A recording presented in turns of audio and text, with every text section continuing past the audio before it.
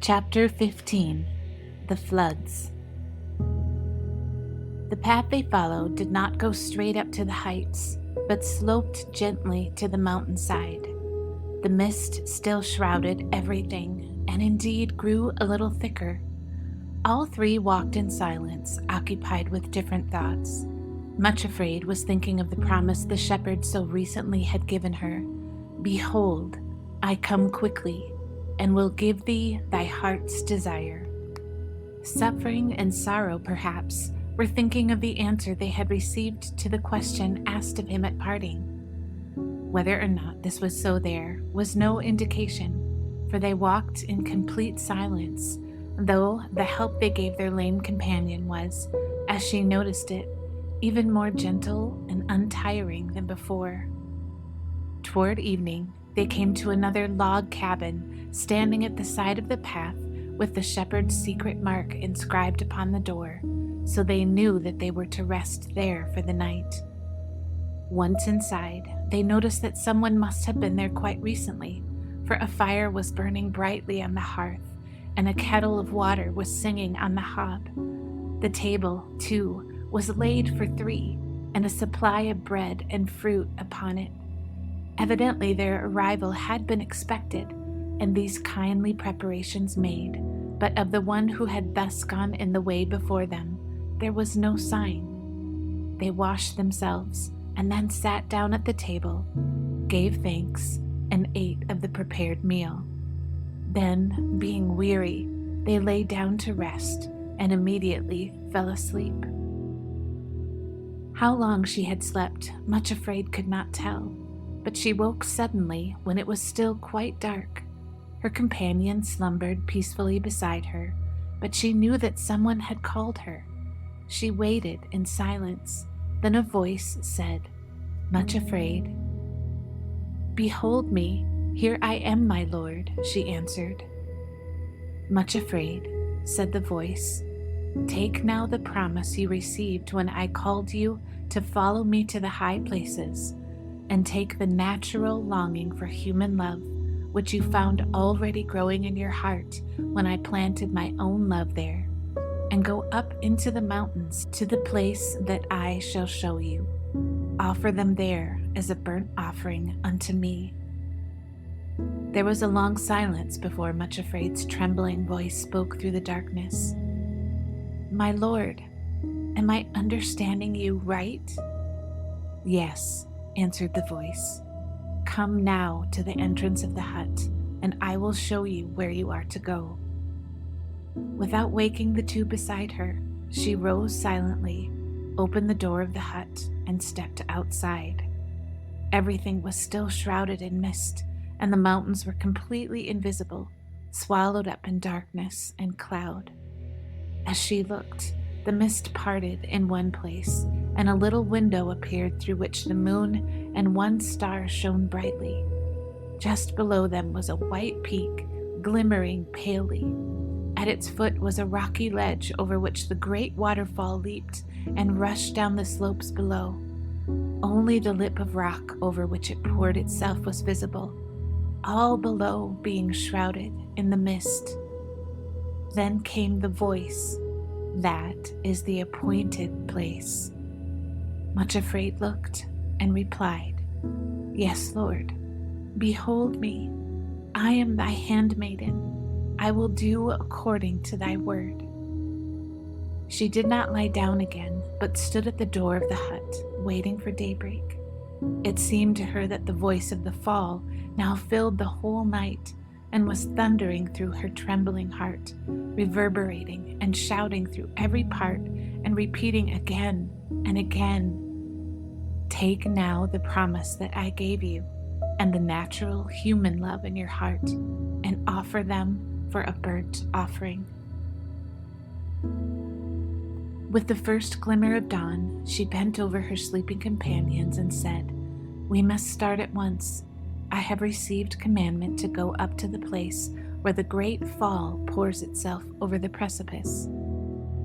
They rose immediately, and after hurriedly eating a meal to strengthen themselves, they started on their way. The path led straight up the mountainside toward the thunderous voice of the fall, though everything was still shrouded in mist and cloud, and the fall itself remained invisible. As the hours passed, they continued to climb, though the path was now steeper than ever before. In the distance, thunder began to roll, and flashes of lightning rent the veil of mist. Suddenly, higher up on the path, they heard the sound of running feet, slipping and scraping on the rocks and stones. They stopped and pressed themselves closely to one side of the narrow path to allow the runners to pass. Then out of the ghostly mist appeared first fear, then bitterness, followed by resentment, pride, and self-pity. They were running as though for their lives, and as they reached the three women, they shouted, "Back! Turn back at once! The avalanches are falling ahead, and the whole mountainside is shaking as though it will fall too. Run for your lives!" Without waiting for an answer, they clattered roughly past and fled down the mountainside. "What are we to do?"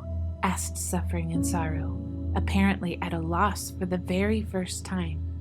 "Shall we turn back to the hut and wait until the avalanches and the storm are over?" "No," said Much Afraid, in a low, steady voice, speaking for the first time since she had called them to rise and follow her. "No, we must not turn back. I have received a commandment to go up to the place where the great fall pours over the rock." Then the voice spoke close at hand. "There is a place prepared for you here beside the path. Wait there until the storm is over." In the rocky wall beside them was a little cave so low that it could be entered only if they stooped right down, and with just enough room for them to crouch inside. Side by side, they sat huddled together. Then all of a sudden the storm burst over them in a frightful fury. The mountains reverberated with thunder, and with the sound of falling rocks and great avalanches. The lightning flashed incessantly and ran along the ground in sizzling flames. Then the rains descended, and the floods came, and the winds blew and beat upon the mountains until everything around them seemed to be shivering and quaking and falling. Floodwaters rushed down the steep cliffs, and a torrent poured over the rocks, which projected over the cave so that the whole entrance was closed with a waterfall. But not a single drop fell inside the cave where the three sat together on the ground. After they had been there for some time, and the storm, far from abating, seemed to be increasing in strength, Much Afraid silently put her hand in her bosom and drew out the leather bag which she always carried.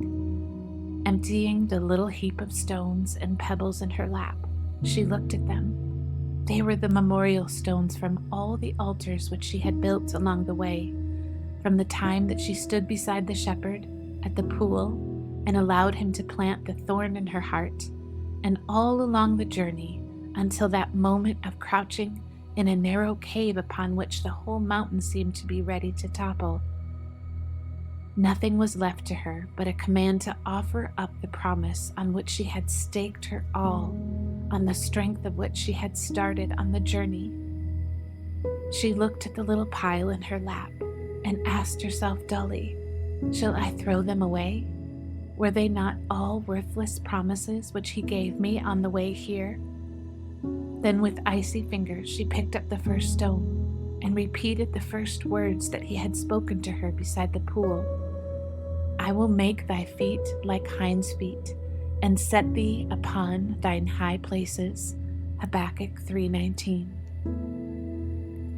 She held the stone in her hand for a long time, then said slowly, "I have not received hinds' feet, but I am on higher places than I ever imagined possible. If I die up here, what does it matter? I will not throw it away." She put the stone back in the bag, picked up the next, and repeated, "What I do thou knowest not now, but thou shalt know hereafter." John 13:7. And she gave a little sob and said, "Half at least of that is true. and who knows whether the other half is true or not, but I will not throw it away." Picking up the third stone, she quoted, "This is not unto death, but for the glory of God." John 11:4. "Not unto death," she repeated, "even though he says, 'Offer the promise as a burnt offering.'"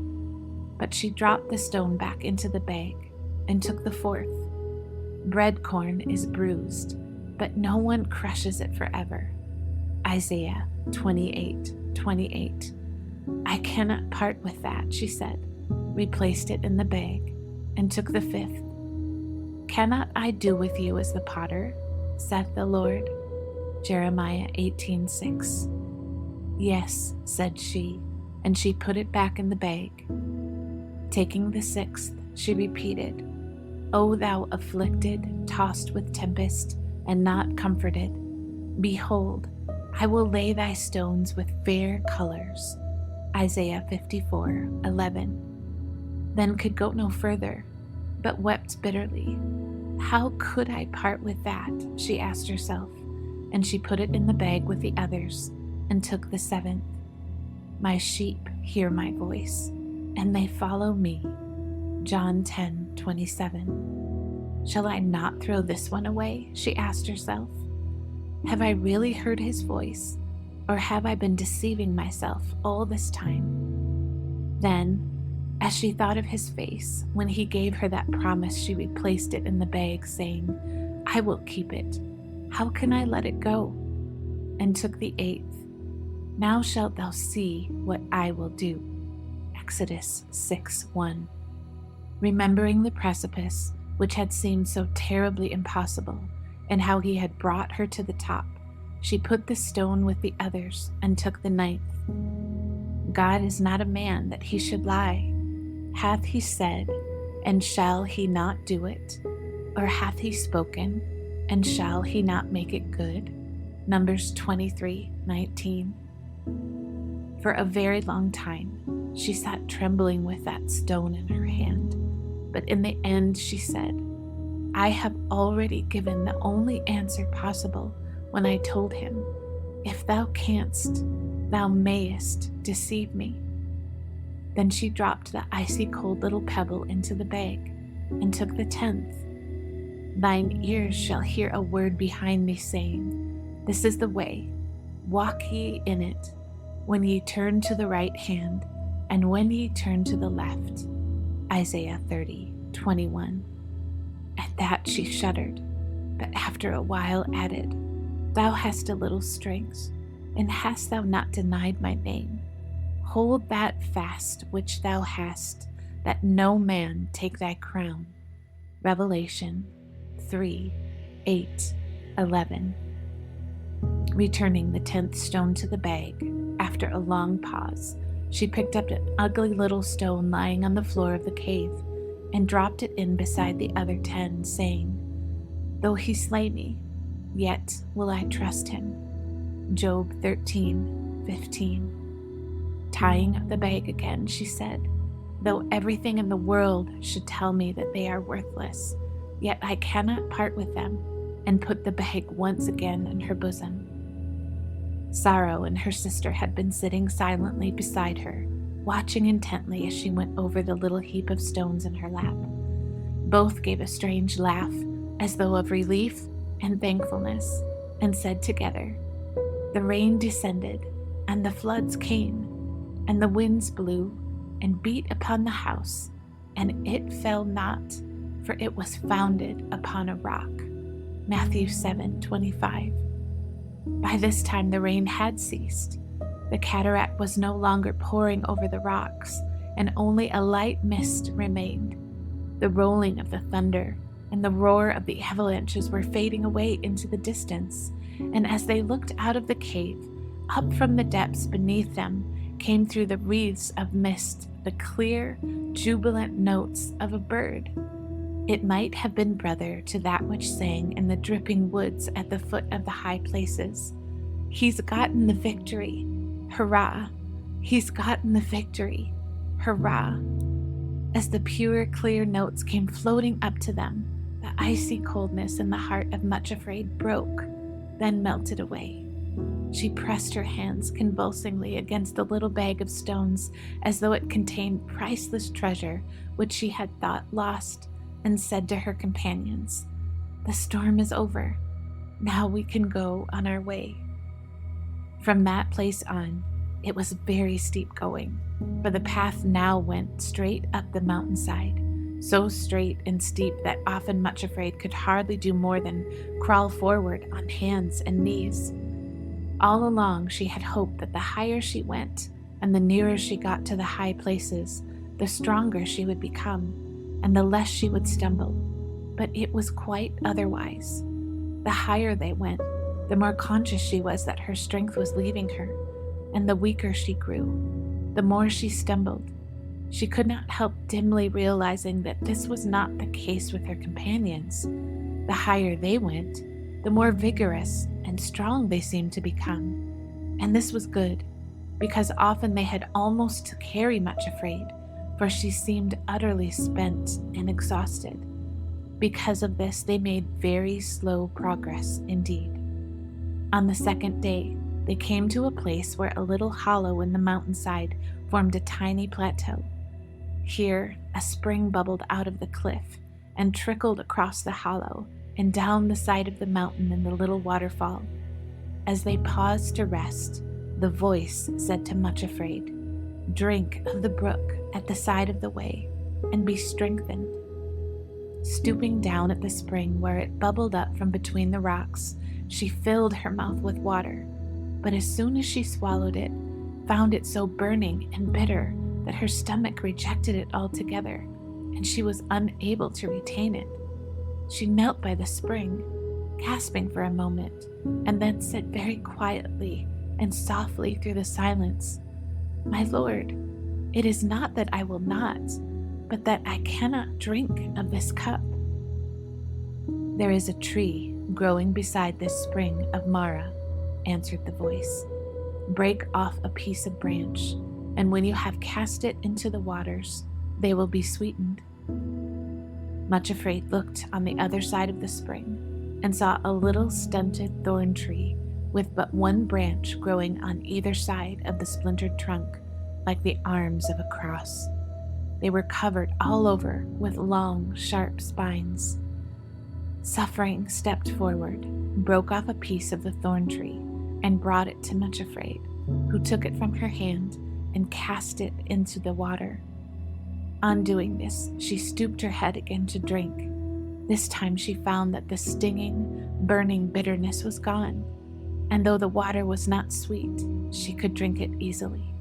She drank thirstily and found that it must have contained curative properties, for almost at once she was wonderfully refreshed and strengthened.